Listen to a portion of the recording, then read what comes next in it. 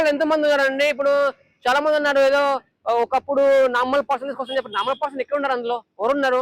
ఏదో ఒకటి అగ్ని పరీక్ష పెట్టేసేసి అదొక సోది పెట్టేసేసి అదొక లాగ్ చేసేసి అందరినీ గుండు కొట్టుకుని తీసుకొస్తారు. అది కూడా నేను కొట్టుకున్నా గుండు, నేను గుండు కొట్టుకుంటున్నాను కూడా బిగ్ బాస్ తీసుకోవాలి. మాలాంటి వాళ్ళు తీసుకోవాలి సార్ బిగ్ బాస్ కి. మాకు టాలెంట్ ఉంది, ఎందుకు సవాల్ చేస్తున్నారు? ప్లీజ్ నన్ను ఒక్కసారి తీసుకోండి బిగ్ బాస్ కి. నేను ఒక్కొక్కసారి గేమ్ ఆడి మొత్తం బిగ్ బాస్ కప్పు కొడతా. నేను టాలెంట్ ఉంది సార్ మాకు. డ్రెస్సింగ్ స్టార్ ఇక్కడ ఆయన. నా పేరు డ్రెస్సింగ్ స్టార్ రవి.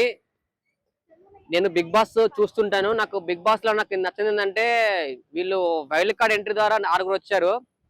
రమ్య చిట్టి పికల్స్ లో ఒకప్పుడు ఫేమస్.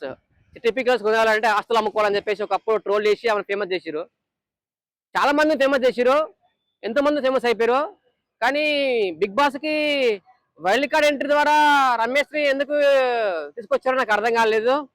ఇందులో అందరూ చాలా బాగా చేస్తున్నారు. ఇందులో ఏంటంటే ఒక్కొక్కసారి గొడవలు పడుతూ ఉంటే ఏం అర్థం కాదు, నెత్తి గొక్కోవాలనిపిస్తుంటది. తిట్టుకం ఏంటో, ఆ గేమ్లు ఏంటో అర్థం కాకుండా ఏంటో అసలు అసలు ఏం అర్థం కావట్లేదు అసలు బిగ్ బాస్. మన ఇంకొకటి మన ఓరు సుమన్ శెట్టి గారిని కూడా చాలా వరకు ట్రోల్ చేస్తున్నారు.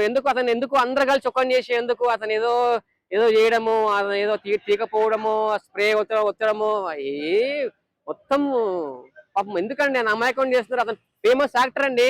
కొన్ని 300-400 సినిమాలు తీసిండు ఆయన. చాలా 100 మూవీస్ తీసిండు.